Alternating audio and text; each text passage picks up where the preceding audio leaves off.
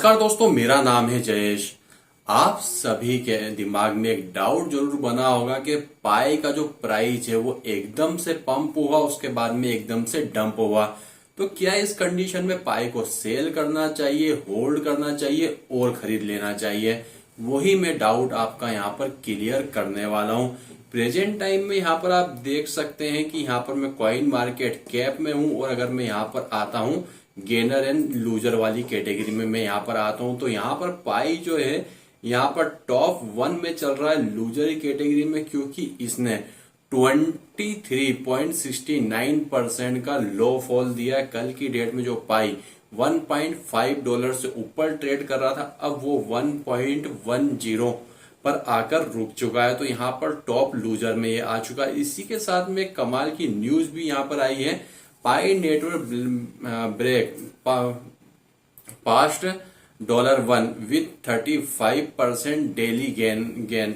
तो यहाँ पर एक न्यूज जो निकल कर आई है कि 35% का इसने लो फॉल भी यहाँ पर दिया है, जिससे कि धीरे धीरे रिकवर कर रहा है। क्योंकि आज सुबह मॉर्निंग में अगर आपने इसका प्राइस देखा होगा, चलिए मैं एक बार पाई का चार्ट ही आपको ओपन करके दिखाता हूं। तो यहाँ पर जब मॉर्निंग में जब मैंने इसे ओपन किया तो 96 सेंस पर पहुंच गया। देख सकते हैं आज की डेट का सबसे ज्यादा जो डाउनफॉल है 0.92 सेंस पर चला गया था। उसके बाद में धीरे धीरे इसने अपनी पंपिंग की पोजीशन बनाई और अब ये $1.11 पर ये प्रेजेंट टाइम में यहाँ पर ट्रेड कर रहा है। तो यहाँ पर आप देख सकते हैं कि ट्रेडिंग तो इसकी चल रही है, मगर उस कंडीशन में लास्ट 7 डे में अगर मैं देखूं, लास्ट 7 डे के अंदर अगर मैं देखूं, तो यहां पर आप देख सकते हैं कि ये पोजीशन यहां पर इसने गेन की थी $1.6 पर भी ये ट्रेड किया हुआ था। जस्ट यहां पर इसके बाद में टोटल मार्केट कैप की अगर मैं बात करूं तो $111 बिलियन पे इस पे ट्रेड हुआ है। कोई छोटी मोटी बात नहीं है, बहुत बड़ी बात है। अब यहां पर आपके सामने जो क्वेश्चन बना हुआ है वो मैं उसका आपको आंसर देता हूं कि सपोज करिए कल की डेट में अगर आपने पाई को परचेस किया हुआ था $1.6 पे ही आपने परचेस किया हुआ, अगर आप पैनिक होके अगर पैनिक सेलिंग यहाँ पर आप कर देते हैं तो यहाँ पर आपके साथ में बहुत ही बड़ा एक लॉस होने वाला है।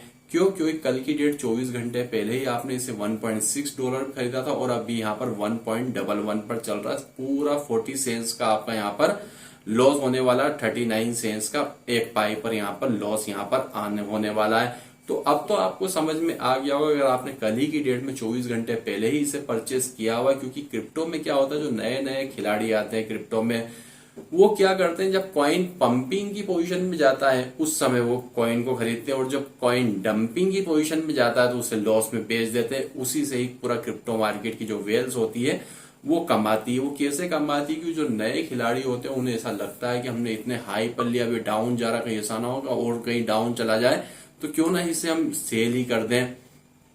तो उस कंडीशन में वो लॉस खा बैठते हैं। और ये जैसे ही कोई नई वेल आती है यहाँ पर, तो यहाँ पर क्या होता है, एकदम से प्राइस पंप होता है, उस समय वापस से आप खरीदना चालू कर देते हैं। फिर वेल अपना माल सेल करती है, अपने कॉइन सेल करती है, प्राइस डाउन होता है और आप भी डाउन सेल कर देते हैं। अब यहाँ पर अगर आपने कल ही की डेट में इस कॉइन को खरीदा है तो 24 घंटे, अभी अगर आपको बहुत ही ज्यादा रुपए की रिक्वायरमेंट है तो 24 घंटे आप वेट करिए। क्योंकि कल है 14 मार्च 2025, क्रिप्टो का एक महाकुंभ होने वाला है, जिसके बारे में मैंने ऑलरेडी आज सुबह मॉर्निंग में एक वीडियो बना दिया है। तो कल अगर यहाँ पर एक पॉजिटिव न्यूज आ गई तो जो आपने 1.6 पे इसे खरीदा तो हो सकता है $3 से $4 भी इसे जाने में समय नहीं लगेगा और आप उस समय डबल प्रॉफिट गेन करके बाहर आ जाएंगे।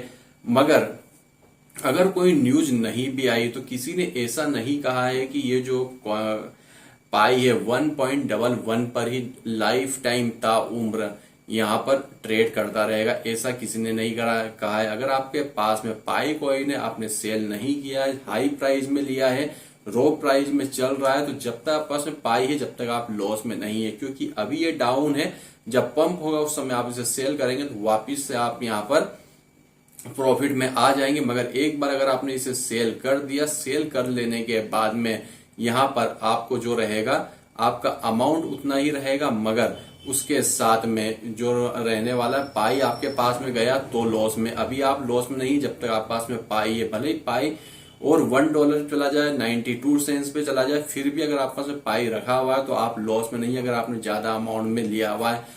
अब यहाँ पर आपको पाई इसमें 1.11 में खरीदना चाहिए या नहीं खरीदना चाहिए, तो यहाँ पर एक बहुत बड़ी इसने पैनिक कंडीशन बना दी है। अगर आपको ऐसा लगता है कि आपके पास में कुछ फंड ऐसा रखा है जिसे कि आप 4 से 6 महीने तक होल्ड कर सकते हैं, तो आप बिल्कुल यहाँ पर इसे खरीद सकते हैं। और ऑलरेडी आपने 24 घंटे पहले खरीदा था और थोड़ा सा अमाउंट अपने पास में रखा था कि अब यहाँ पर वापिस थोड़ा सा ये डाउन जाएगा तो हम इसे और परचेस करेंगे, तो वो लोग तो जरूर से इसे खरीद सकते हैं, जिससे कि आपका कल का लॉस जो रहेगा वो आज रिकवर हो जाएगा।